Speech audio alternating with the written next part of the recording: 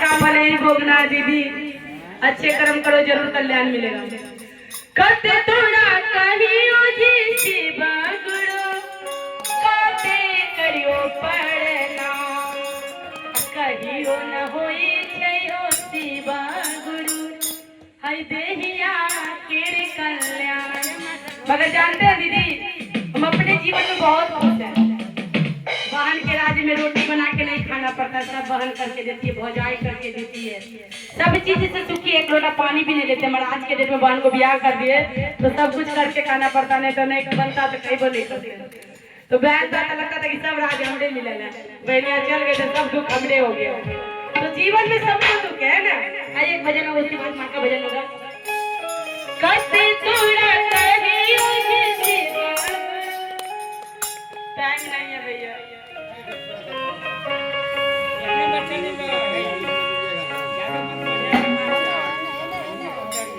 बड़ा छोटा दिन। कते तोड़ा कहियो जी शिवा